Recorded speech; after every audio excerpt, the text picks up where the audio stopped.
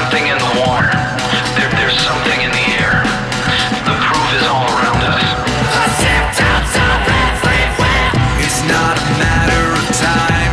Hey, everybody. It is I, Jesse Blaze Snyder, sometimes the coolest geek alive, but on everything they don't want you to know, I am your guide into this crazy world that we call the universe or something.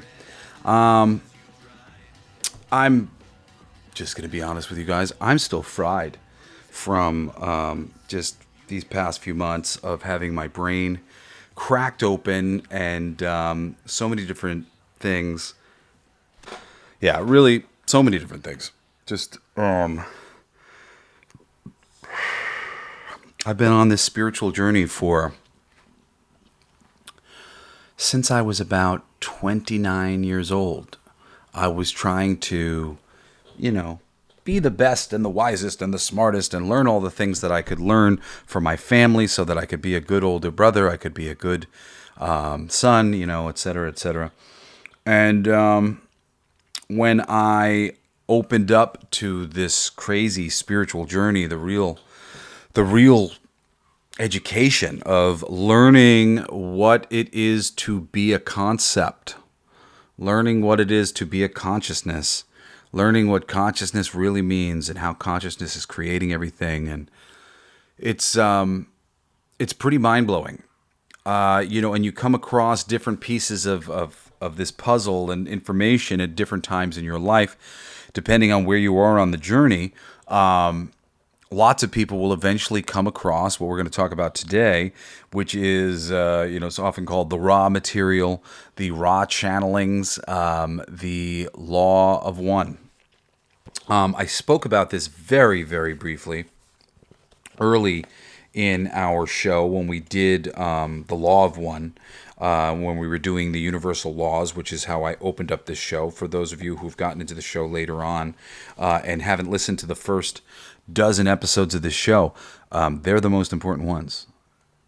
They are the real lessons, the peeling the veil off of this reality and showing you guys what exactly it is that's going on here. It's crazy, it's complicated, but the universal laws give you the basic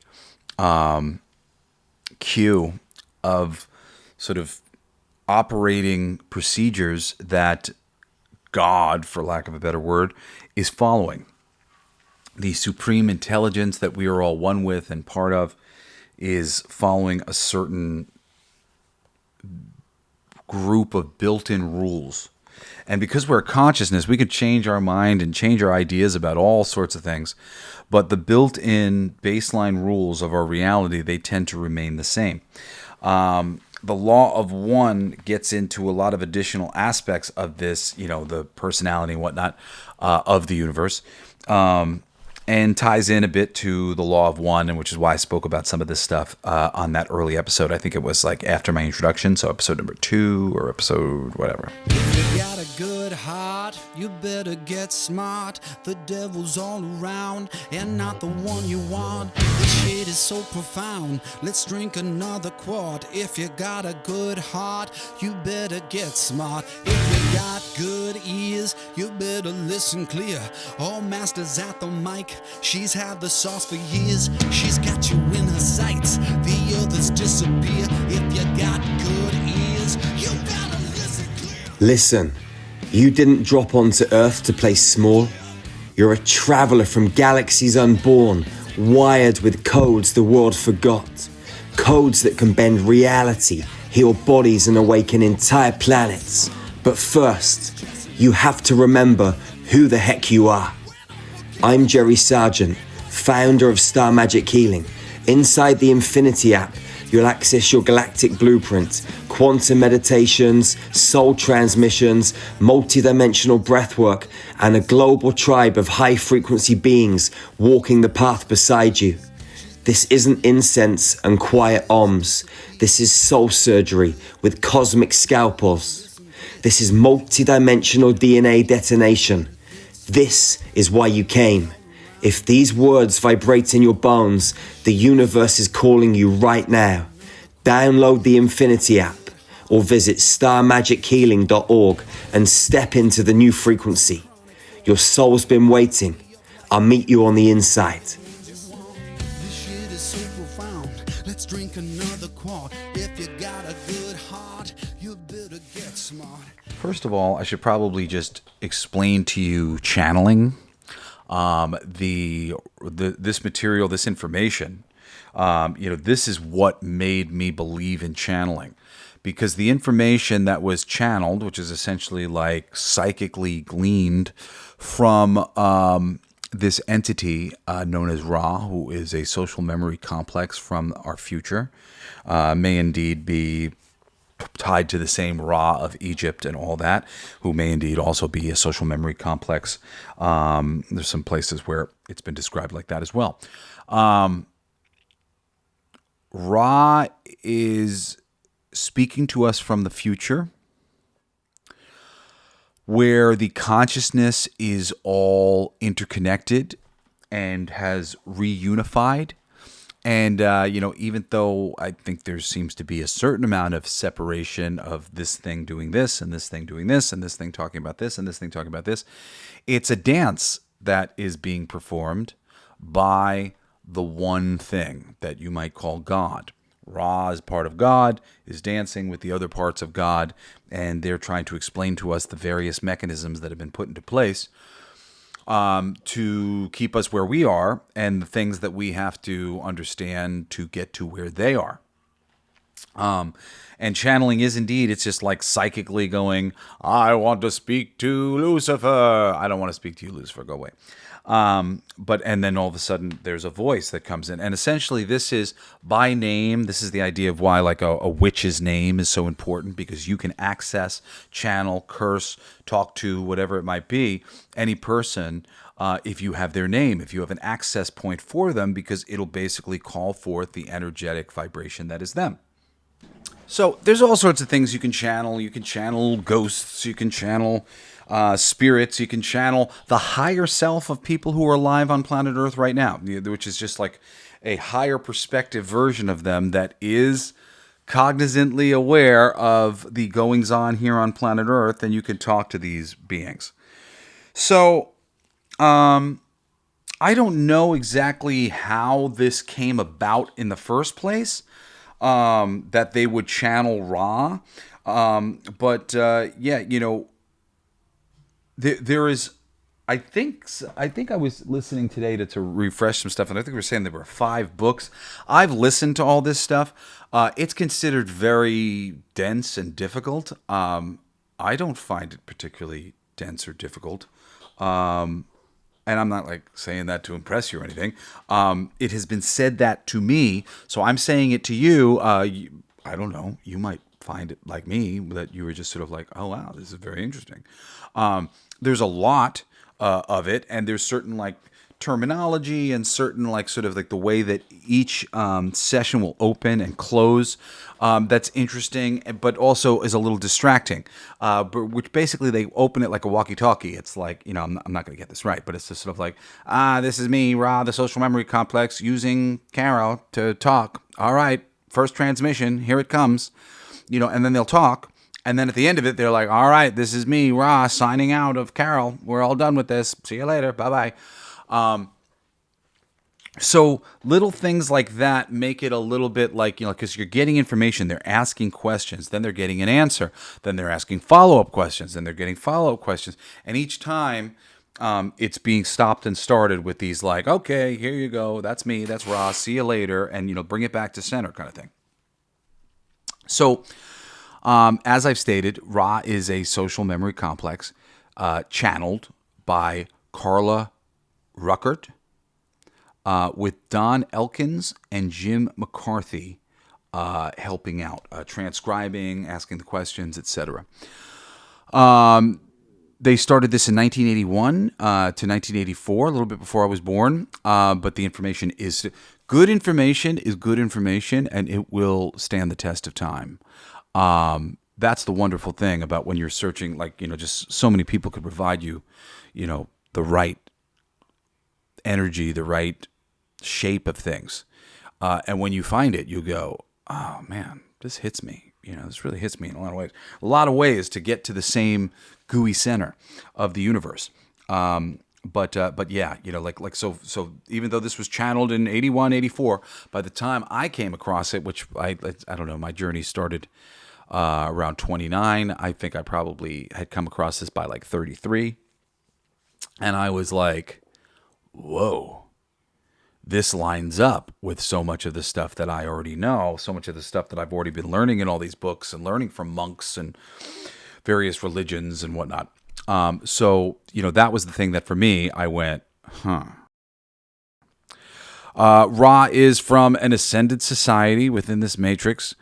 He's millions of years, of the society that comes from is millions of years older than ours. And it now vibrates at the sixth ray, the indigo. They exist as a social memory complex where their entire society is one, as in all of the memories are one. And like I said, they might take on, here, me, then you, then me, then you. But it's like they're all in psychic cahoots and they're doing a dance. When we need you, show up. When we need you, show up. When we need me, show up. And I know when that is because it's on the 1, 2, 3, and on the 8th, I pop up, and on the 7th, they pop up, and et cetera, et cetera. Social memory complex, they're all linked. They're in cahoots with one another. We talked about this a little bit, about me saying, I was scared at various times when I learned of the oneness, just like there was this like piece that seemingly like I'm just going to blend into this cooperation.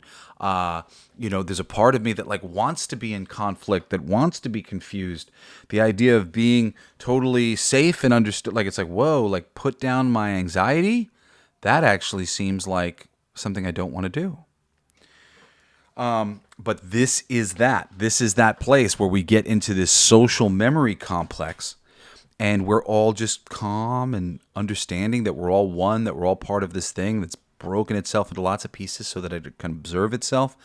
And we're all, stationed at a various observation point within the heart, mind, soul of God.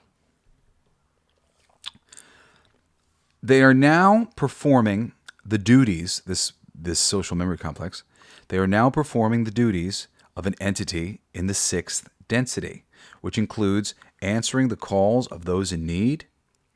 Their next stage, the 7th, they themselves do not understand, but they believe it is the reintegration with the one infinite creator.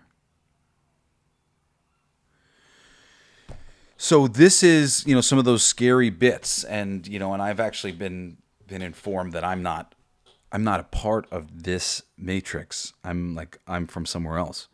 So perhaps that's why the idea of like reforming with this social memory complex and like becoming one again and then going back to starting something brand new that I don't even understand right now is kind of frightening to me. I don't like that idea. I'm like, no, I got a lot more things I want to do.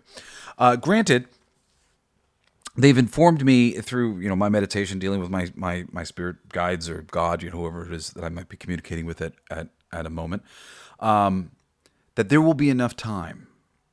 There will be enough time to do everything, to think everything, to experience, to feel everything, and that there's no need to feel like rushed and like, what, we got to go back into the oneness, and like you'll have enough time. Wherever it is that I come from is not to say more complex, but differently complex, but goes on in other ways, and I suppose I'm going to have to make a choice one day of whether or not I'm going to stay here, or if I'm going to move back to where I used to be. I came in here as a volunteer to try to help fix some of the unintended distortions that have shown up in this configuration of our universe. So now, what I'm reading to you from now is my notebook. I have a notebook that I wrote in for the Universal Laws class, my 13 Universal Laws. You can still go onto YouTube. You can see the original classes that I taught. I think it's 14 episodes of the 13 Universal Laws. The Law of Attraction is the very last one that we talk about, but we we discussed basically the 12 universal laws, which usually includes the law of attraction, but I included one of the universal laws as mentalism, which is one of the principles of the Hermetic principles. And I think it's very important to understand those things within the context of each other. I'm going to be doing more with those teachings in the future. But I'm coming in here hot just to talk about these particular bits of the Ra, the stuff that Ra speaks about. Because Ra doesn't teach all of the universal laws, but he touches upon a lot of stuff that ultimately is completely universal law based. And I mean, like everything that's true, it's all universal law based. That's why I say it's the most important stuff, and it's the place where you should start with listening to my show, the universal law stuff, the first dozen episodes, because it is the rules of God, or the rules within the mechanism of this reality that we live in. And they're always, everything that you will, anything true will always line up with the universal laws and the Hermetic principles. So, so that's where I started there. But we're going to get into here some of my notes in this thing. They are written so small that I can't even read what I wrote anymore. Most of them I was able to figure out. I was reading this prior to doing the show. But in a couple cases, you're going to see me struggling to like read this bit. So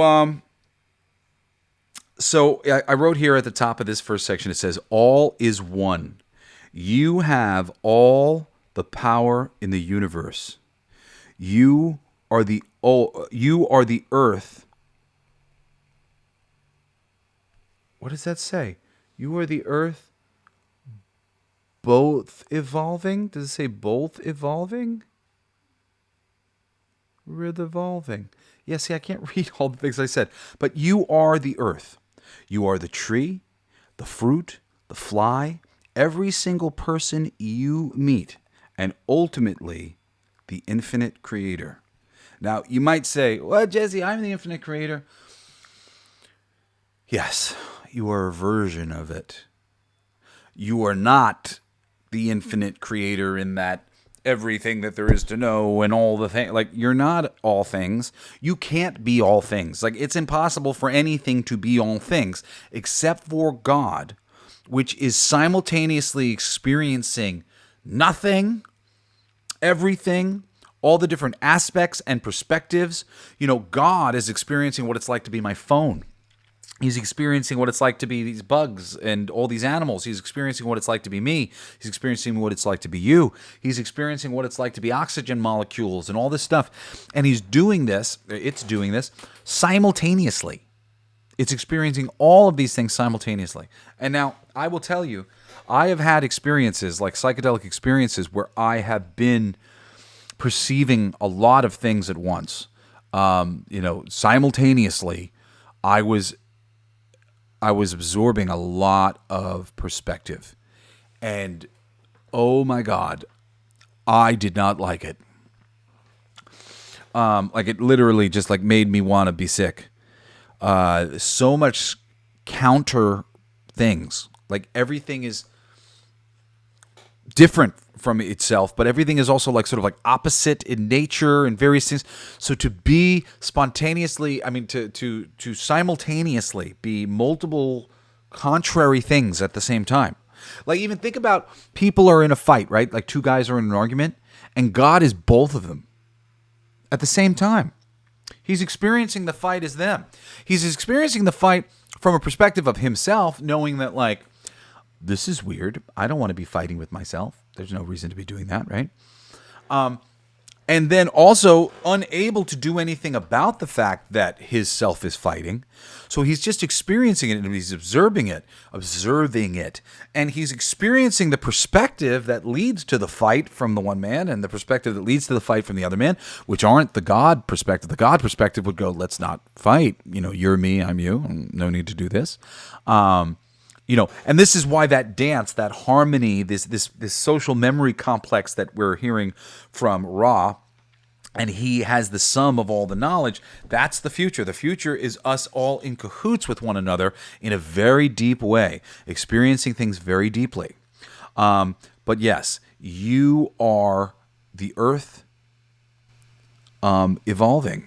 the tree, the fruit, the fly, every single person, and even the infinite creator. One, about all is one. We are living in a great illusion. Okay. So, specifically, this matrix, and I mean, all of it is an illusion to some degree. There are things that exist outside this matrix, but they themselves are pretending, are creating illusory ideas of themselves, of reality, whatever else. It is all an illusion, especially this matrix, which is basically a computer system that has been booted up, and we're in it. And we are experiencing it kind of searching through channels, searching through various configurations of math, of numbers, of shapes and size and scale and time and configuration. And they are putting on this show that we call the Earth. You know, it's the greatest show on Earth, really. But it's all fundamentally an illusion. There is nothing but God, which is essentially an inevitability. You know, everybody's like, oh, God. But what is God? God is just inevitable nothing.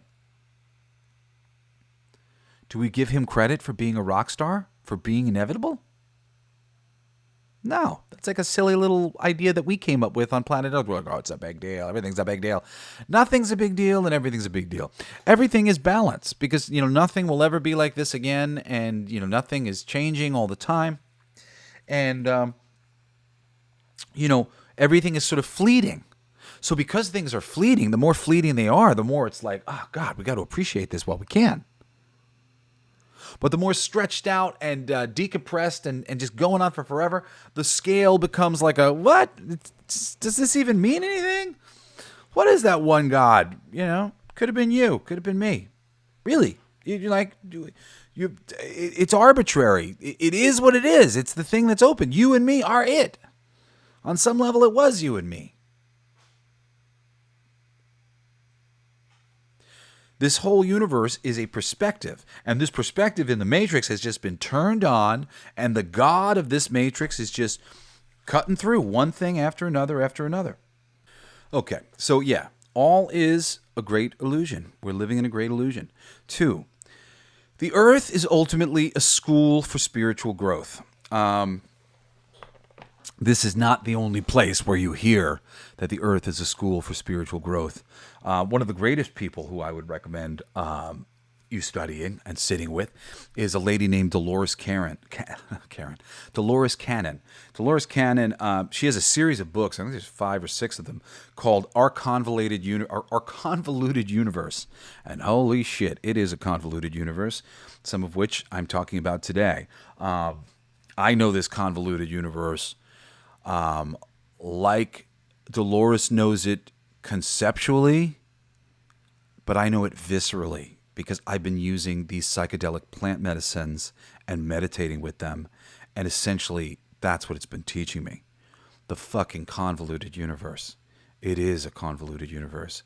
Everything is one in ways that are sort of disturbing because as you see the ways that they're one, it feels like, wait a second, I'm not one. I'm not an individual. I'm like part of this matrix. I'm like stuck in it. I'm affected by it on so many different levels. It's nuts. The convoluted universe will talk to you about all sorts of things like backdrop people and things like this. Earth School, spiritual growth. Dolores Cannon has gotten the knowledge that she's gotten. She's passed away now because she was a hypnotherapist. And for those of you who have doubts about hypnotherapy, read Many Lives, Many Masters. That'll change your perspective on hypnosis.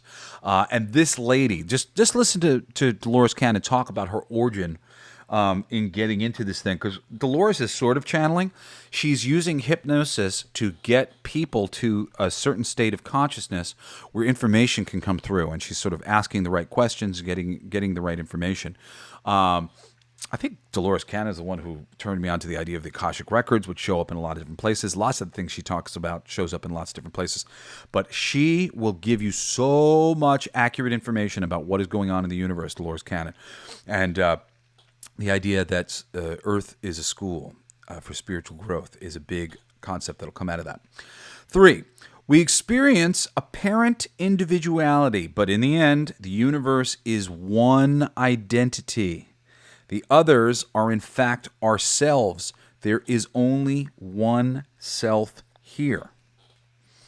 Okay, so whether we're talking about me, which, like I said a little bit earlier, that like I've been informed that I'm from outside of this matrix, I do believe that the sort of the oneness that is being stressed here, we experience apparent individuality, but in the end, the universe is one identity. The others are in fact ourselves. There is only one self here. So if you think about it like this, of like, just imagine I'm like creating a box, and within this box is the entirety of our universe.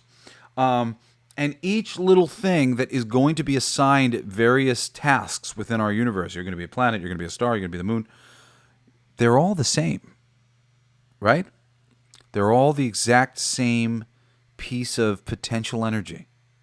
A piece of potential energy turns on, it becomes what it becomes. But it's the same piece of potential energy that all the other pieces of potential energy are. Now, granted, once that piece of potential energy becomes the moon, or spends an existence as a cat or a dog or as Jesse, that'll probably affect it in some way. It'll probably take on some new form, right? Meanwhile, the form, the mathematical form, the energetic form, the deeper layered forms that we can take on, they're all known and understood on the other side of things. So, and the other side of things, as intelligence is thinking, the intelligence is slowly becoming transformed by the various experiences that it has. In order to bring that consciousness that has now experienced something that made it feel like it's a little heavy on the right, well, now it's got to have an experience in consciousness that's going to make it feel like it's a little heavy on the left. That heavy on the left plus heavy on the right will bring it back into balance. And essentially, Earth School is the idea of us being brought back into balance. Being brought both back into balance energetically, where we have experiences that shape our clay in one way, and then we have a balancing experience, and we're going through a constant back and forth sort of physical, energetic, mathematical balancing. But we're also having a constant and steady growth of perspective, where our perspective is slowly but surely climbing the fucking totem pole of consciousness until we have taken in so much ability to perceive things in different ways that we're essentially becoming as to God. Granted, I don't even know what that fucking looks like. It's a very, very long ways away for me or you or whatever. Even like, on some level, I've been informed that I've been a social memory complex, or I am a social memory complex on some level at different points in my existence, because you exist in different capacities. You're existing in the 1800s, you're existing in the now, you're existing in the 1700s, 1600s, like you're black and you're white and you're a slave and you're a fucking slave owner and you're rich and you're poor and you're lesbian and you're straight and you're gay and you're all the things. You're experiencing everything at various capacities. So this oneness thing, this idea that at the end of the day, everything that comes alive is the same nothing. It's very sound. Everything is the same nothing. The difference in any of us is just that we're experiencing things differently. I like to call it the stack, right? And this is I've never heard anybody talk about this concept, but there's no time and space. That's something that exists here in this physical reality. In non-physical reality, you've got concepts being introduced, but there's no space or time, right? However, there is a stacking of ideas. Especially and essentially because when one thing is created, it leads to new things. So as new concepts open up, all of a sudden there's another concept. I don't know if I have a good example of this.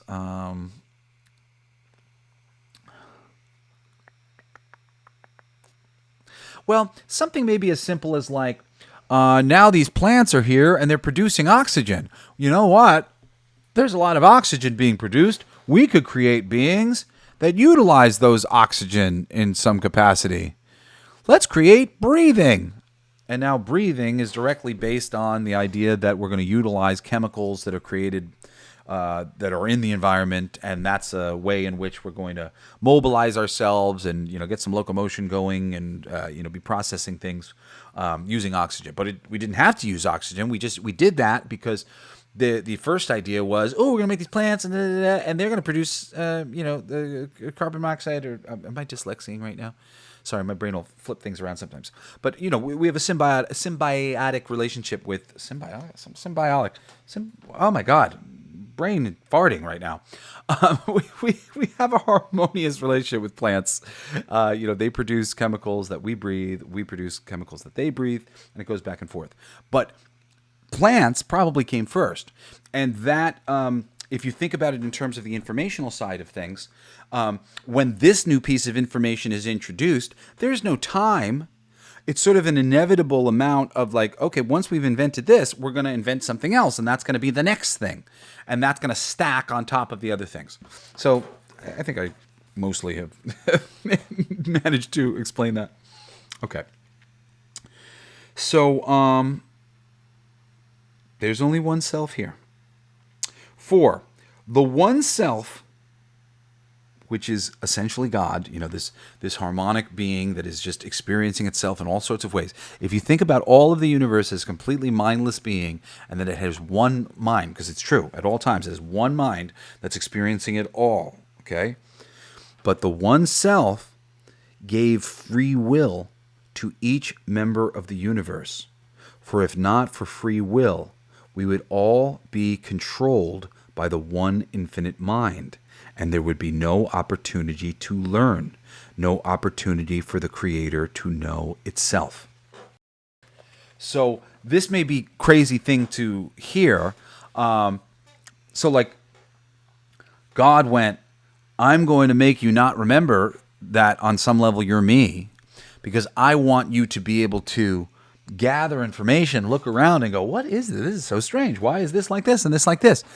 And it's very, very strange too, because we learn things all sorts of backwards and in whatever order in which it's presented to us.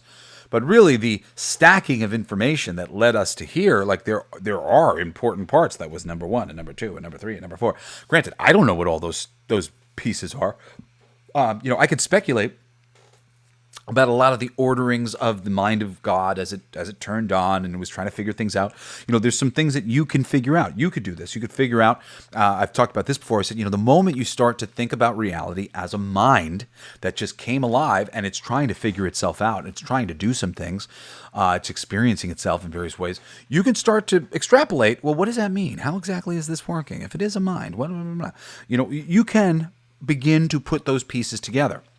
But you wouldn't really be able to do that, or you wouldn't need to do that, if God hadn't given you free will. There's a version of this reality where everything is just harmonious and we're just dancing and we are experiencing things and stuff, but we're experiencing it in a total knowing of like us being God and us being like an infinite thing, and we've limited ourselves down to like some small thing. Like that's a version of reality that we could live.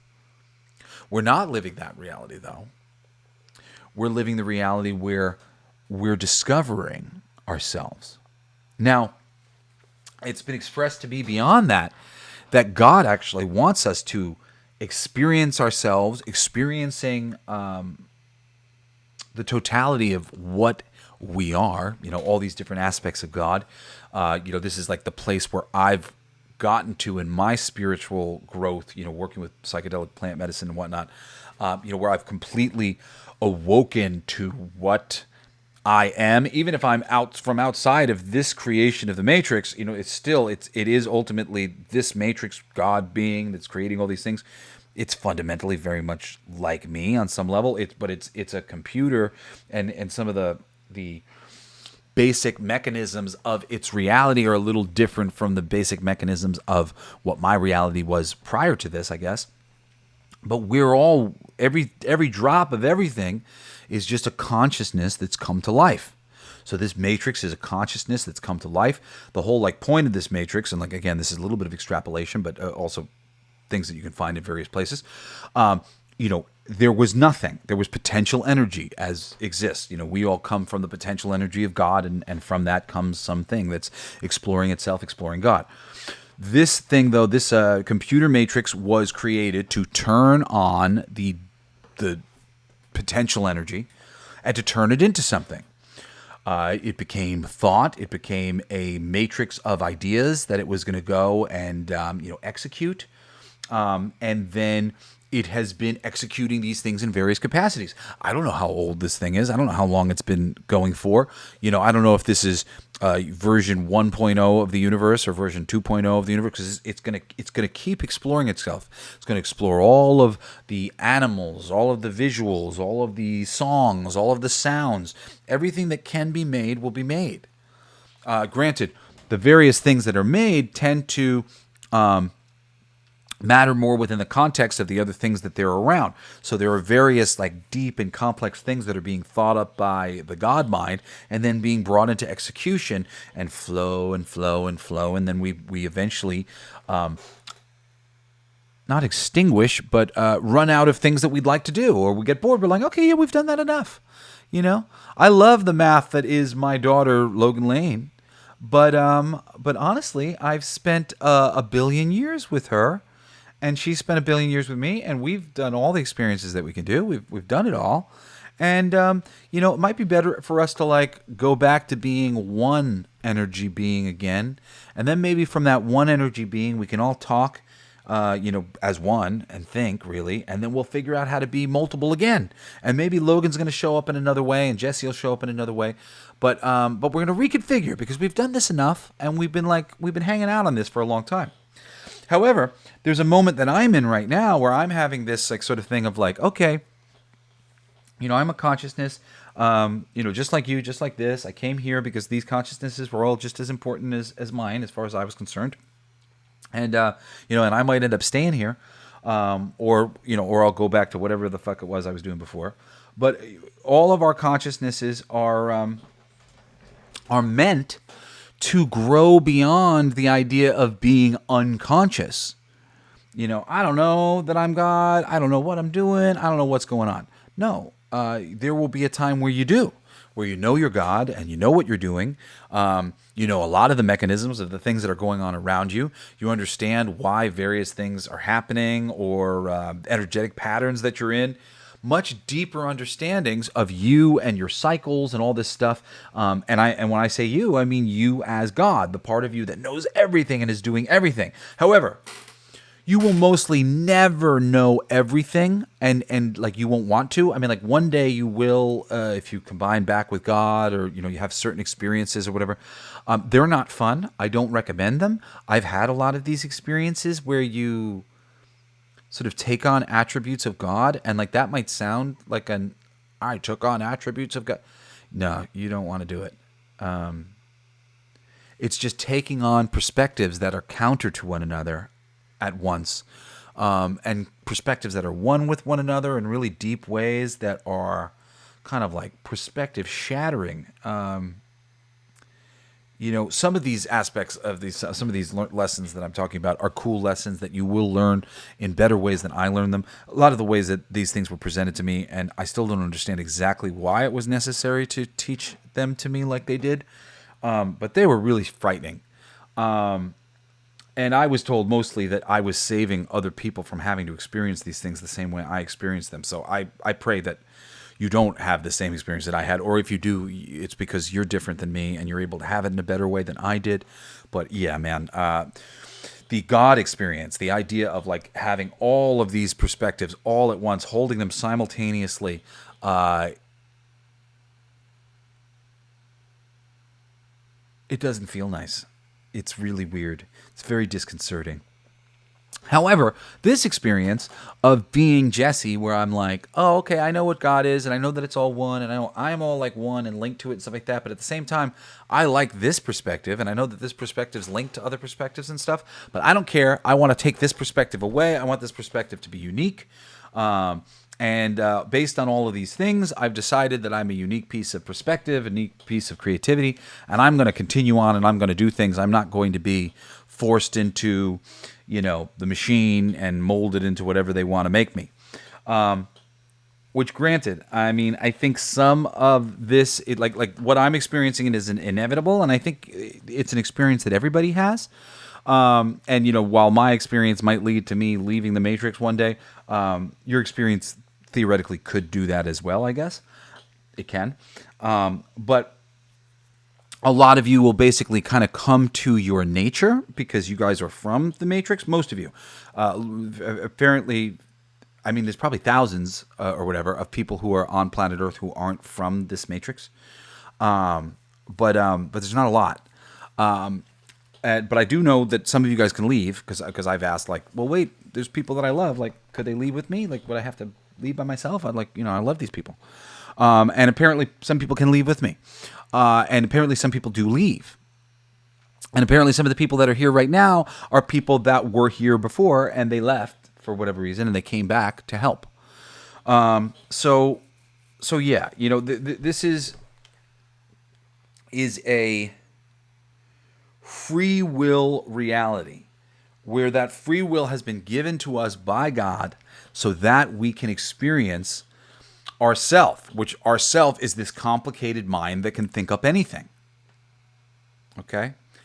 But again, like I'm told, it's not this thing where like people in the world, they'll just take you and rape you and like force you into a situation you don't like, just to fix the situation. Sorry, it's got to be like this. It's not exactly like that in this reality.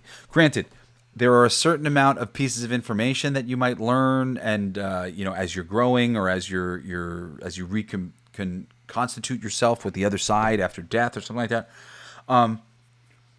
And those pieces of information might change your whole idea about what you want to do and how you want to think and whatever else. And I mean, this is me having learned the things that I've learned and me going, well, I don't know if I necessarily want to do that. And I don't know if God's placating me by going, well, you don't necessarily have to do that. There is a part of me that thinks, well, isn't it all inevitable? And aren't I just going to find my way back to this inevitable thing? I might. I'm not sure if that won't be the case. They have told me that there are much higher perspectives that I can't understand right now that are interesting and valuable and that will make me happy, and I'll be glad to come to them. But right now, from this perspective that I hold, there's a lot of these ideas of this growth sounds scary and creepy and weird, and I don't want to do it. But I'm just saying like so much of this to you because I don't want you to be freaked out by it. At the end of the day, we are going to get all the time with all the people that we love and learn all the things and be able to be satisfied in this existence, or so I am told. So 5 in this all is one category. We have forgotten who we really are, but using our free will, we may grow to get back to our true selves. And this freaked me out. When I was experiencing some of the things I've been experiencing over the past few months, one of the things, and I've seen this before, and I kind of like wanted to forget all about it because it was freaking me out. And I think it's a little bit the nature of this matrix, and maybe the nature of me being a little different, of coming from outside of this matrix. But there was a perspective that they showed me.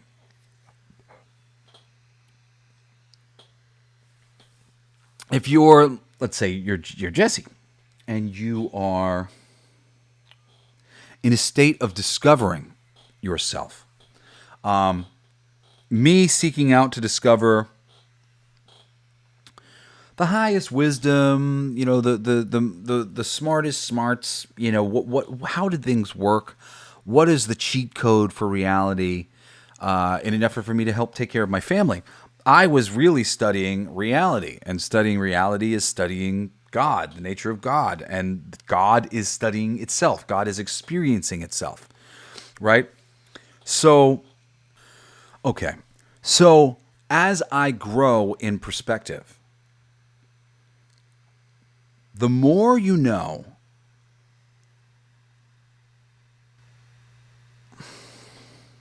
the less fun it is. Or I should say this, there's a balance. There's joy in discovery. Okay? So Jesse comes in. Jesse doesn't know anything. Jesse's having to figure it out. And figuring it out, part of the figuring it out is joyful. A lot of it isn't.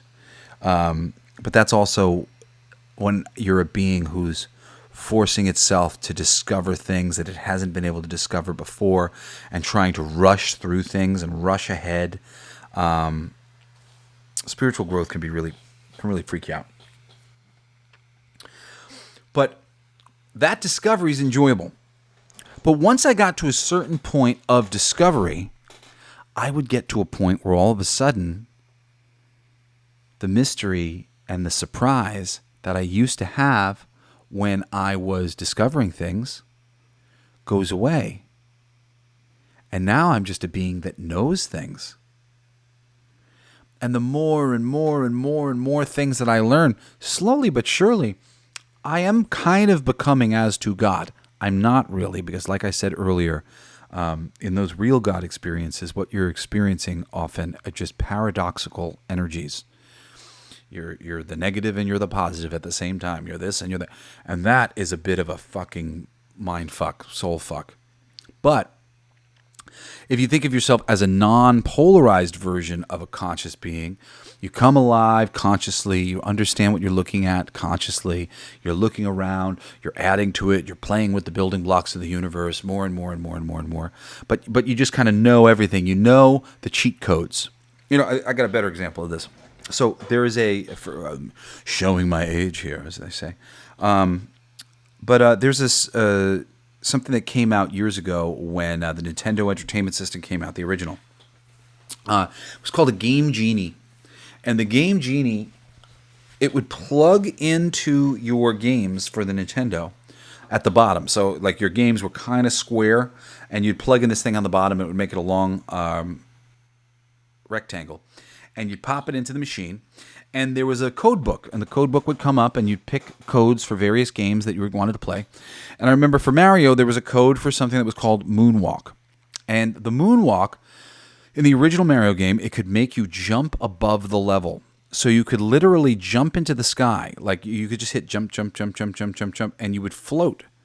It would make it like there was ground underneath your feet on the ceiling. So you would literally go jump, jump, jump, jump, jump, jump, jump, jump, jump, jump, jump. And you could jump across level 1, level 2, level 3. You could beat the entire game, never interacting with a single bad guy, because they were all in the middle and bottom of the frame. They weren't on the top. And that's where you jump. You jump on the top and you win. Suffice to say, the Moonwalk ruined Mario for me, and I didn't want to play anymore. I didn't play Mario again for years. It was like 10 years later, and I bought myself like an old school Nintendo. Oh, wow, I haven't played these games in a while. I mean, but literally, I went 10 years before I played Mario again, because being able to bypass all of the rules of play made playing not fun anymore. Well, it's from a perspective like that the whole consciousness of God, the whole consciousness of this matrix loops. And it goes, oh, we know too much. This is no fun anymore. Let's go back to when we didn't know anything. Let's go back to when some things were scary. Let's go back to when we were separated and I thought you were a monster. And then eventually I figured out that no, you were just me in a different form. Because that's what it is, right? Think about it, right? Simplest thing. God, the consciousness, cuts itself into a billion pieces. What are all those billion pieces before they've discovered each other on any level and they know each other on any level? Monsters. Ah, what's that? Ah, it's another piece of the all-powerful. It's another piece of the almighty. It's another piece of the absolute. It's using those words like that, when we're talking about consciousness. Absolute. Almighty, the infinite. That's what it is. That's what we are. I got, I think, like 2 more pages worth of details here, and I keep interrupting all of my notes, so I'm going to try to get through some of this a little faster. But I mean, since we talked about most of it, I think we will be able to. So we got mind, body, spirit complex and reincarnation. Okay, these are some of the things that Ra talks about in these channelings. Reincarnation, it is a personal choice. So any life you're living right now, you chose it. I don't know why, but you did. I don't know why I chose mine like this, but I did. Between lives, each entity assumes a form that allows them to review the previous life and make a choice about which new life to reincarnate into next. Remember, I've talked about this in previous episodes. You connect with God. You don't really become God, but you connect with God, and you're able to get all of the pertinent information on your previous incarnations. From this place of supreme knowing, of real understanding of your incarnation, how you did it, what you should have done differently, how you interacted with the other beings in incarnation, and dealing with their higher selves who are also in cahoots with God and have every fucking piece of information. So every single person who's ever done anything wrong to you, you're literally talking to them and you're like, dude, that was fucked up. And they're like, yeah, that was fucked up. But then on the other side, anything that you've done that's fucked up, you're talking to somebody else and you're going, dude, I'm sorry I did that. That was fucked up. And that was fucked up. How do we fix this? And you fix things together in cahoots. You plan. 3, it is always a choice. Reincarnation, it is always a choice. Finally, the veil of forgetfulness. You must be willing to choose to let go of all you have gained up until that point, beginning anew with no conscious memory of your previous incarnation. This exists in the 3rd density, which is much more rich in spiritual growth. Okay? So this is special to the 3rd density. And now the densities, like, and again, these are things that I've talked about before, but we'll talk about them again here. And I mean, you hear me talking about some of these things. It's not all from Ra. You know, I've written down specifically what Ra says. There are other interpretations of these things, but Ra's does tend to line up with most beings. Okay. I wrote them backwards here. You can go up the rainbow. Various stages of viewpoints of consciousness. Okay. So the various stages, we start with 1. First, which is raw survival. This represents your atomic body. This represents minerals, elements, air, earth, water, metal, etc. This represents all the building blocks of life. Color-wise, this is represented by red. Your root chakra, where you store your soul. This is the beginning. Inanimate objects. I got a rock here on my desk and a cup holder and picture frames. All of these things have atomic bodies. These atoms, they're vibrating. They are being propped up by a certain amount of probably non-souled energy that is embodying them and helping to make them real. It's all one thing. It's all God, which means all of this is us. So like even inanimate objects, the space and the time and the space, whatever, it's all us. It's all God, but you're God. It's all things that you are connected with on a molecular level. All right. So level 2, if density number 1 is raw survival, density number 2 is action. This is the place of sexual interest. This is the place of growth. and you see something, you want something, you want to eat something. I want that. I want that to be part of me. Sorry, my I got to turn my lights on because some of these things that I've written here are hard to read, especially in this little thing of it. So this is organic life forms, things growing. It's orange. It's your sexual center. It's also your ego, the place where you find things that you want. And this is a chemical body with movement versus a atomic body without movement. Okay. So thirdly, we've got.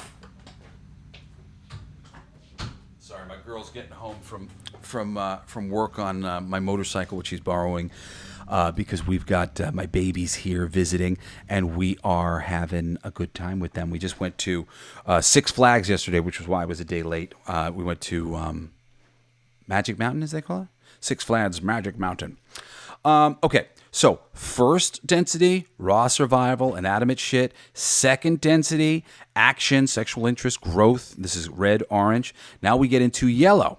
The third density is where we are now. You are here. You are in the yellow. Yellow, usually represented by your solar plexus chakra, your third chakra. This is space, time, duality. In this reality, which is a reality of self-awareness, so we've got raw survival, okay, inanimate kind of shit. We got action, and actually, not everything's inanimate when you get down to the atomic body. Like different molecules are combining with another, so there is movement and stuff like that there. But you're talking about the building blocks of life versus animal action in number 2, and then number 3. Now we're self-aware. And we have to choose in this awareness, and that's why they say it's a school, service to self or service to others. Service to self is a shit path. It's a very small one. There are people who will choose service to self, and eventually they will come out the other side. But only some people choose service to self, and service to self gets worse and worse and worse for the beings who choose service to self as it goes on.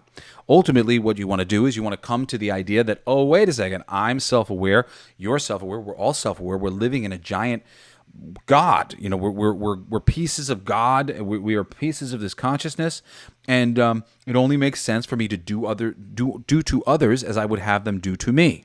Okay. So now, really, you are between the third and the fourth, because the fourth density is the social memory complex density, realizing true unconditional love, coming together. This is your heart chakra. And of course it would be your heart chakra, because your heart, you're following your heart. Well, your heart knows that you're one with everything else. So to properly follow your heart is to properly care about and consider and have empathy for the beings around you, but also to be doing what really you would like to do, what your individual mathematics would be, what your individual likes and wants and desires are. Ego isn't all bad. Ego is like, oh, I think this is cool. I think this is exceptional. This is the thing that I want to spend my time on. So you can think of it like that. So now, the love dimension is a wonderful place, and I think we'll talk about this a little bit more later. So I'm just gonna try to read through all this stuff. But the fifth dimension, that is the total. Is it discipline that I wrote here? Self-discipline, self-sufficiency, total self-sufficiency, wisdom and light. Because in the fourth dimension, there is a distortion of loving people so much that you hurt yourself, loving people so much that you sacrifice yourself. So the fifth dimension is about getting rid of that, having proper wisdom, really bringing yourself into balance of yourself. This is the journey that I just went on and just got through. And it's a journey of total self-sufficiency. So now, theoretically speaking, Jesse's totally self-sufficient, meaning I'm not going to cannibalize my own heart and soul for the people around me who I love, because I know now that me hurting myself because I love the people around me, that doesn't help anybody around me. I can't be useful and good to all the people around me when I'm too busy hurting myself, right? So this is the wisdom and light dimension. That's blue. That's your throat, which makes sense. What's your throat? Your throat is so that you can communicate. No, that hurts. Please don't do that anymore. No, I'm like this, and I think of things this way. I'm a different person than you, and I need to be able to communicate so that we can be uniquely happy and enjoying our reality. So where I'm hanging out now is this sixth unity and understanding dimension, which don't like, Jesse, what, you think you're so far ahead? I'm not that far ahead, because fifth and fourth, it's all basically unity and understanding. Just the lessons of the fourth and the fifth are really hard. Not the fourth a little bit hard, the fifth really hard. And that was what I was just dealing with. So unity, understanding, and the sixth, this goes up to your third eye. Why? Because when we're in unity and understanding, maybe it's a little bit more likely that we could become psychics and telepathically speaking to each other. And where would we go for there? The third eye, right? And then we get into seventh, which is the circle above our head, our seventh chakra, which is violet on our crown. And they call that the gateway. It's the last before you merge with the Creator. Now, I think in other creations, this is different. But here it does seem to be the case of seventh density being the like before I merge with the Creator, and like these social memory complexes are higher selves talking to us from the future and blah, blah, blah. And then you go into the eighth, which is also the first again. And I wrote here, God, beginning on next octave, where this journey begins again in a new octave. So in the colors, like you might even say pink is the next octave from red. And there are apparently colors in other octaves. There's colors that people have never seen before, because just like music, where you go do, re, mi, fa, sol, la, ti, do, and you could keep going up. You could go from C to C to the higher C. That's changing octaves. And you go up another octave and up another octave, up another octave. Every time you go up an octave in music, you get to just some slightly higher but beautiful, similar sort of pattern, but unique. Well, it does that for colors too. And the consciousness does go on and experience itself in new and interesting ways. I don't understand totally all of these things, of how these things switch over. They can show me so much, but ultimately what they tend to show me is the things that sort of lead up to and are all-encompassingly about the big picture, but not necessarily like the little pictures within the big picture, because that's not as important as me understanding the big building blocks. Okay, so let's get into distortions here. And I'm a little over an hour right now, but I mean, this is all my my Law of One material. I have a page and a half left, and this is the stuff that I thought was important enough to write down. So I'm just going to get through the whole thing. Okay, distortion. Distortion is anything that moves away from unity, undistorted. So first distortion that Ra teaches us about is the free will distortion, or finity, or the law of confusion, the limit of the viewpoint perspective. So we come in here with free will to choose all sorts of things, and we've forgotten everything, right? We've entered the realm of forgetting, and we got free will. So we can choose, we're allowed to choose limited perspectives. We're allowed to choose things that won't serve us.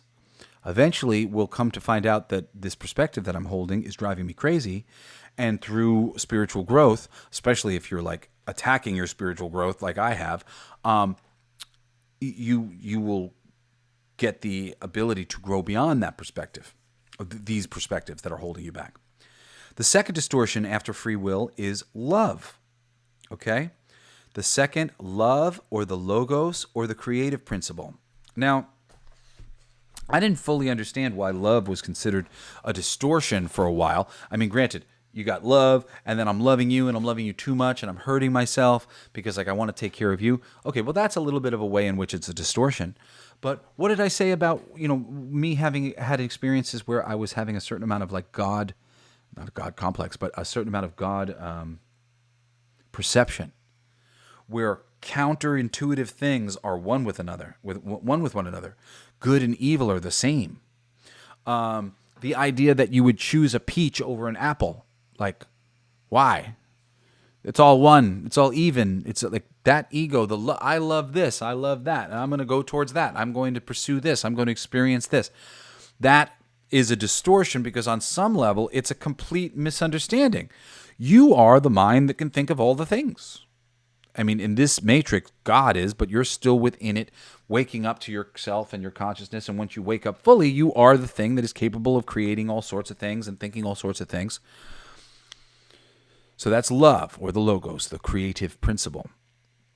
So wanting to love, having a place where you are, it's a little bit like following a pathway, right? And like this is the other thing. Because like my love, my creative pursuit, my creative passion, this was some of the stuff that kind of fucked me up when I had this crazy psychedelic experience, because I was just sort of like, everything that I love, want, am interested in, is based on the pathway that I've been on completely. Like, it's based on these things where literally the perspectives that I hold, the idea that I might want this over this or this over that, like, they've all grown from other perspectives.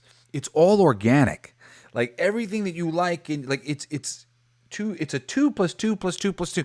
Like, if people had enough perspective on you and enough perspective on God, and you said, oh, my favorite such and such is this, they'd be like, oh, well, that makes perfect sense because you're a this, and this math was this when you were born, and you grew up in this life reading this, and you did this, and now you did this, and now this makes the most sense to you because you're like, fuck, yeah, this is great. But you don't even have the full perspective.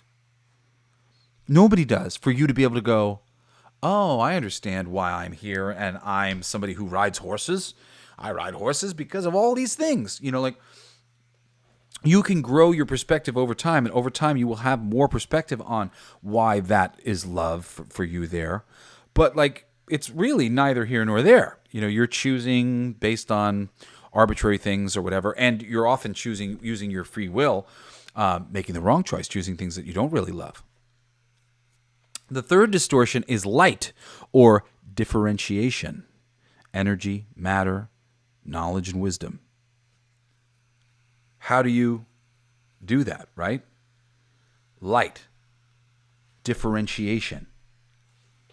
Imagine if light didn't exist. There was no light. Everything was dark. So then everybody has to be able to see in the dark. We could do that. We could have everybody see in the dark. But what an even cooler, interesting experience we're having. Look at this perspective. A reality where everything was in the dark could be. But take that away. We're in a reality where we're able to differentiate one thing from another using light and shadow, using contrast. And that is another one of the distortions.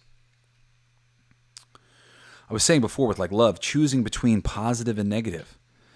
Both are God, both are love. The negative is often just a mirror reflecting back to you where you are, how far you've gone on the positive. Will show you in the negative what you come to. Love, logos, Greek word, plan, reason. Love, logos, plan, reason. Sitting there thinking, I like that. I want to do more of that. I want to put myself in a position to do more of that. Ego isn't a bad thing when it's in balance and you are a ego person who recognizes that you look around and everything is you. Ra talks about the 144,000 wanderers. Talk about universes and octaves. We were talking about how there's another color octave, right? And there's all this music goes up in different octaves. Psychological catalyst. Suffering is a psychological catalyst that forces consciousness to gain freedom from ego. And granted, like I can tell you that, I mean, absolutely, so much of the things that I've been experiencing that have been fucking me up are me attached to egoically liking one thing or another, and then them showing me something that kind of says, wait, that thing that I love is neither here nor there. I have to change my whole mind about it. And I'm like, oh, and you're suffering. But from that suffering comes a new perspective and a new way of thinking that is better than the lie. Because we can lie to ourselves in any way, shape, or form. We could tell ourselves anything. We can make up anything. But there is a truth, a fundamental truth of this consciousness that we all eventually come to. Ego creates a sense of separation that leads to barbarism. A soul chooses its polarity, positive or negative, or over thousands of years of incarnation and self-realization.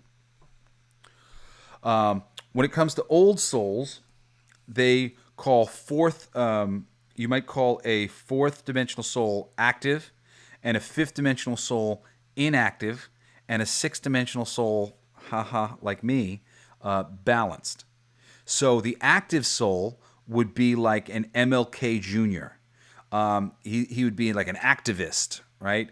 Going out into the world, come on, let's all get along, love, love, love, in that fourth dimension. The fifth dimension would be more of an inactive soul, like the Buddha or a monk. They go into a monastery and they're meditating and they're eating less and they're trying to take care of their body in very specific ways. And then you got somebody like me, which there will be more somebodies like me, and I'm sure there probably are more somebodies like me. I mean, I know there's a lot of little pieces of me, but they haven't necessarily gone through the same processes that I've gone through here on planet Earth. But I know that more people will be coming into this place. And this place is just...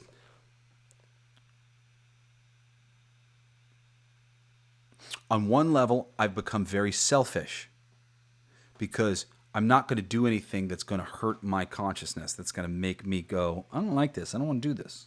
Like, I'm not enjoying this. So I've come to a place of like, I got to take care of me. But I got there, and I suppose there's multiple ways to get there, but I got there through a place of I love everybody and I want them to be happy. And when they're not happy, I'm not happy. But what I did there was I hurt myself. I hurt myself a lot because they weren't happy. And I know that at their heart level, they don't want me to be unhappy. They're not trying to make me go against my heart. If they knew what my heart said, if they knew my truth, if I was better at communicating in that fifth dimensional aspect, right, through the throat, I would be able to tell them, well, I need this and I need that and I require, blah, blah, blah, blah, blah. And like life could be good and we could get along and we could, but I haven't traditionally been in that place where I was able to communicate, and I let people walk all over me, and I would end up in a state where I was freaking out, and not even freaking out because of me, freaking out because of other people that they weren't happy. And that's the idea why, a monk wants to go and get balanced in a monastery, and why you might go into the monastery to do the things that I've been doing. I mean, granted, I didn't go to a monastery, but I cut myself off from my friends and family and like cut myself off big time so that I could experience a lot of these things by myself and that I could process and find my way out of it into a place of balance. But that's the difference between me and a fifth dimensional being still trying to figure out how to not be affected by other people. And I mean, I don't know. Ultimately, I feel pretty not affected by anything. Occasionally little things come up and I go, oh, does that like mean I'm still whatever? But I think I'm just contemplating some of these ideas of like being affected by how other people feel. Because generally in my heart, I don't feel like, I don't care that other people think differently than me. I don't care that there's a certain amount of people out there who probably think Jesse's a conspiracy. He's great. Like, I know what I know. I'm not really like worried about it. But that's it. So when it comes to old souls, if they're out there and they're actors and comedians and they're talking and they're like, let's all get along, they're probably a fourth dimensional being reincarnated here, in this third dimension. Well, now we're getting into the fourth dimension, but they are a fourth dimension, and they're here to help rally us into that fourth, which is really the main part where everybody on Earth has to start, because that's the beginning. We're going to take you guys into the fourth dimension of love, then we take you into the fifth dimension of balancing that love so that you're not committing suicide for people you love. And then the sixth dimension where we're being creative and we're kind of thinking whole new things, which is apparently that's always been my thing. I'm a real creative guy and that's what I do. But from that creative place where like we can really explore all these concepts and the concepts of who we are. Because every creative concept, every story I could tell, that's just God executing different ideas of itself, formulations of itself. Space and time and people and places, but it's all God. Okay, so the conclusion on this page, before I get into the final page here, the pull from the one creator slowly nudges us to grow and expand, to reunify with the one. And that is really it. Like, it's a sort of like a growing. I got it. I know it all. Let's forget everything again and go back on this adventure. And then God's experiencing us being on this adventure with it. Okay. So before I wrap up today's episode, I'm just going to get into, and I mean, this is a whole page, but it'll take me just a minute to go through this again, because I've got density. Like, I did a small table of density where I just was like writing it, but I've got density a little bit more expanded. So R, first density, root, says sleeps. Things are asleep. Atomic body, earth, water, fire, air, all organic matter.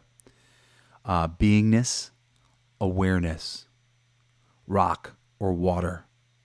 This process takes billions of years in timeless existence. So you are a mug or whatever. Billions of years you are that consciousness like that, being nothing. Okay, getting into the O and the Roy Jibiv, the orange, your sacral chakra. This is ego, dreams. This is your second. This is the chemical, organic body. Includes all biological life with autonomous movement. Microbial life through plants and animals. Pets begin to cross to the third. So right now we're in the second still, right? So when we get into pets like cats and dogs, they begin to cross into the third. The lessons of beingness and I am. Tree or animals are this sort of consciousness. From here, consciousness develops awareness through communication and iteration. This is a process that takes 1 to 200 years. Okay, third, and this is the you are here place. Okay, we've got suffering and awakening in the third, yellow, your solar plexus.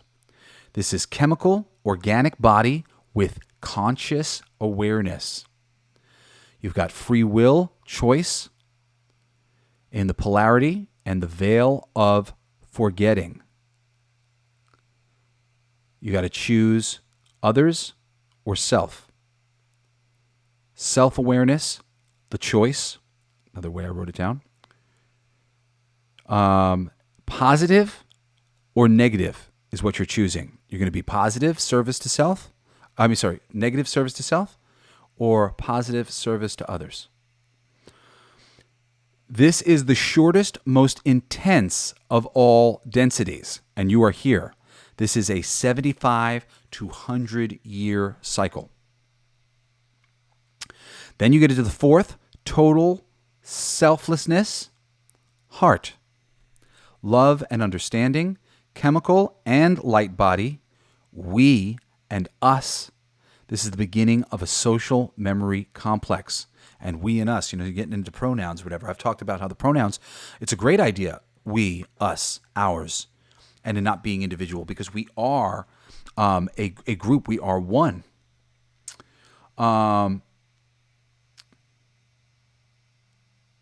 The people who choose a service to self path, the negative, they skip this ray. They skip this realm, this love and understanding, total selflessness. Earth is evolving. Earth shifted here in 2012. Full evolution is 30 million years, 90K years for these complexes. Social memory complexes, 90K years, full evolution, 30 million years.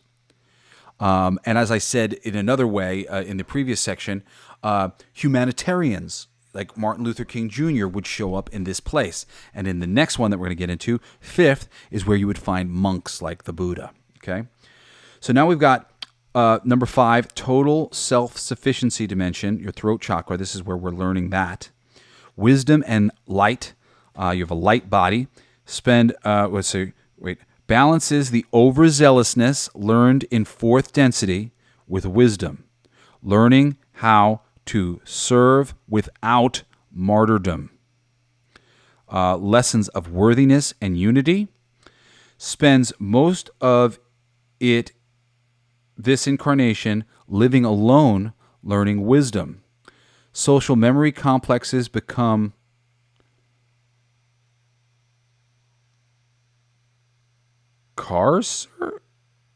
more powerful and can contain entire civilizations, I think that says. Become larger. Social memory complexes become larger and more powerful and can contain entire civilizations. In this stage, powerful psychic abilities will develop. Monks and stuff going to move things with their minds. This is when you're really balancing yourself. So now we got Jesse. I don't know if I reread this thing, so let's see what this says. 6th, we've got our 3rd eye. We're indigo. Unity and balance. This is light body. Perfect balance of love and wisdom is achieved. All right, theoretically speaking. Evil can't pass, so it flips. So in this dimension, the people that were evil, they flip. They go from being service to self to being service to others on the other side of things. There's a decent amount of talk about this. If you want to find out about the people who are polarized evil and like what happens to them going through all this process, that is something that is talked about a decent amount in the raw channelings. But I didn't write a lot about it besides a couple little notes like the evil flips. This soul turns backwards in time to serve as higher self to all its previous incarnations in order to complete its polarization to 9th density. 75 million year cycle. Does that say 9th density or complete its polarization to, I think that's 9th. Yeah, 9th density. Okay. And this says 75 million year cycle. So that's a long one. And this is talking about how 6-dimensional beings, right? Like, so theoretically me, and I mean, I'm literally doing it right now. 6-dimensional beings, we basically plug ourselves back into the system to try to help the system. So we become the higher self of our lower versions of ourself, and we go, oh, okay, let me go help that guy. He's missing out. I remember there's no time on the other side of things. So like once a consciousness evolves, it can kind of go back through time and it can interact with itself at lower density points. I talk to my higher self all the time. My higher self is trying to help me evolve, right? And on some level, like me and my higher self are becoming closer and closer to one another. I think kind of the next stages of the journey that I'm on is like I'm going to be becoming one with my higher self in this body, in this incarnation, which seems nuts because my higher self knows a lot of things I don't know and understands a lot of things I don't fucking understand. So I still don't understand completely. But, these things are spoken about enough places by enough people smarter than me, or just have more information than I do, that I believe that there's something to this. Okay, so then we got the 7th, which is the violet. That's the crown chakra. This is the gateway, the final density of our octave. Higher selves from 6th dimension, 1 foot in time, 1 foot in eternity. Okay, so like we're like one with the everything and like know all the things, but this is it before we get sucked back into God. All personal memory / identity is absorbed into the all, not losing anything, but gaining infinity. So we're like this whole thing, but we're also this whole thing knowing everything. Like we're everything, this whole thing, I mean, We're what we've experienced for the first and the second and the third and the fourth and the fifth. We're like the totality of all of our consciousness. And now it's like connected back to God in a real visceral way, and we are connected to God in a real visceral way where we know things. This is before total oneness and reunification is achieved with the Creator. Universe dimensions. Okay. So last two things that I have written here. Eighth, infinity, question mark, question mark, question mark. First of next octave, dimension. A brand new universe with brand new experiences we cannot begin to imagine. Because a whole new paradigm, whole new parallels and perspectives and things that we're dealing with. And then it says beyond. Each density level has 7 subdensities within it, which each have 7 subdensities and so on for infinity. Everything is on a spectrum. So that 7 spectrum of light, that just goes for forever, and it goes up and down through the various collective consciousnesses of this thing. I don't know if everything becomes one all at once, or if things are perpetually becoming one while other parts of it aren't one and like it's one, or if it literally like all becomes one and then everything explodes again and becomes one. I've seen it like in a lot of different ways, and my consciousness can kind of wrap my head around it in a lot of different ways, and none of them feel like they're wrong. So I don't know. There's a lot of levels and dimensions to this fucking reality that we're living in, and oftentimes things are simultaneously correct, even things that seem like they might be counterintuitive to one another. Anyway, this is the teachings of Ra. This is the Ra material. We are living in a free will dimension. We come in, we forget. We are here to love and and discern all the things that we love in the light, and we are ultimately going to reform like Voltron with all of the people that we love, all of our friends, and God itself. This is the journey of the consciousness here. What's the journey of the consciousness elsewhere different than this? I'm not certain. I'm still figuring that out, and I think for most of you guys, you don't need to know that. You don't need to know anything like that. I'm still interested in it because they tell me that maybe I'm not from here, and there's parts of this reality that I don't like, or aspects of the way that they tell me that it goes that I don't want to do that. So I will continue to go and journey these things, and I'm sure in the future I'll have awesome information to share with you on those things. But for now, the things that I haven't been able to mention and talk about are outside of my purview. But so much of the stuff here, the raw material, is just little aspects of so many different things that I've been teaching you, showing you, whatever, which is how I know it's fucking true. The raw material is so consistent, and there is so much more. The people who channeled Ra, they went on to channel other people. There are lots of different beings and channelings and stuff that are out there that are awesome, that are loaded with accurate information, and have made somebody like me, who is a very major skeptic. And I know, what, you're a skeptic? I was. I fucking every single one of these things that I look at from the perspective of a crazy skeptical person, and I was like, but I have enough of an open mind where I just like search for, well, that makes sense. Let me look more until I can get deep enough in it to really understand. And that's what I've been doing, and you can do it too. The information is out. The truth is out there, as they say on the X-Files. It really is. And I mean, like this, the law of one, the raw material, like I literally just included it in this thing because it was just one more piece of random information that had been channeled by a person that was, pulled out of thin air by a person that was affirming the oldest knowledge on planet Earth, the universal laws, the Hermetic principles. This is the oldest fucking knowledge that exists here. And it's right.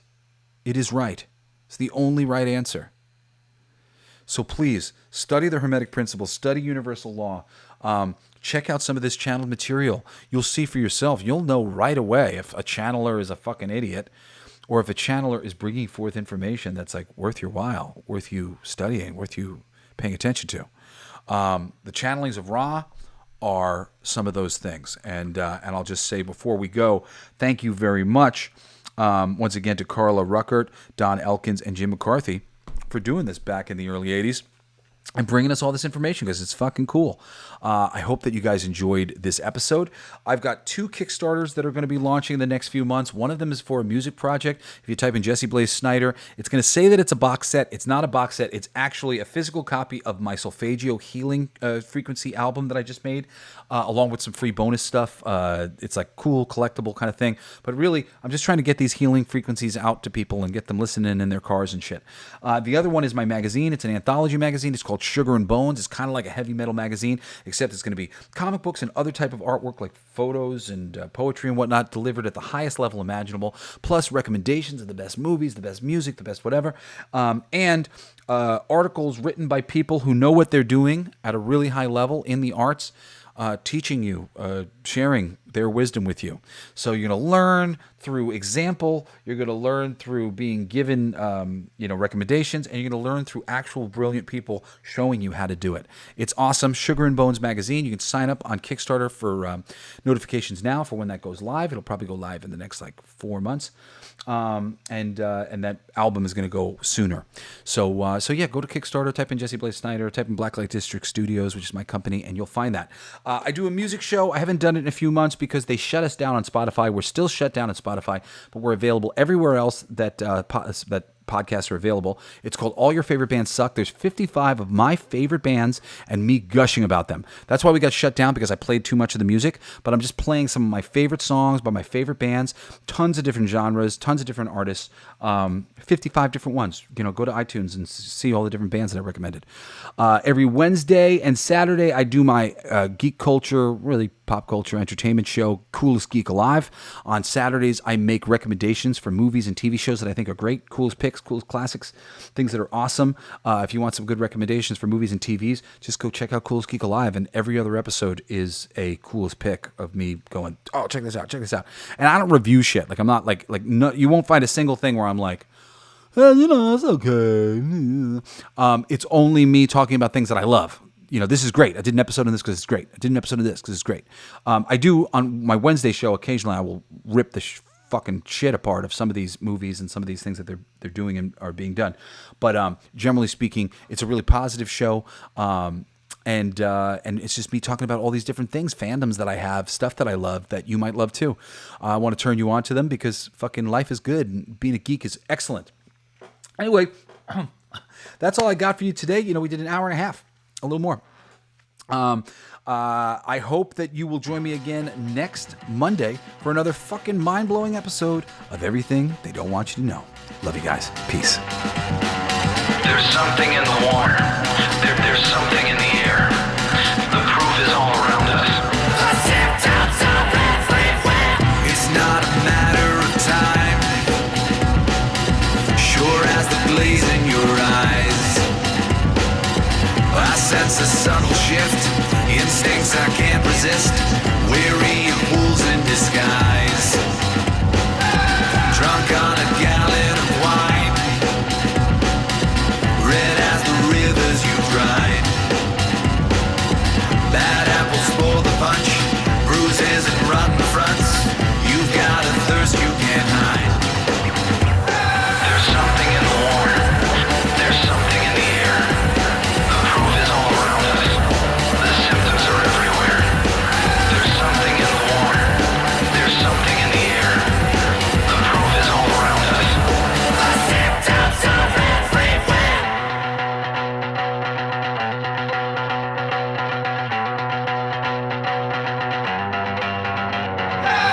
Might be a fault of design,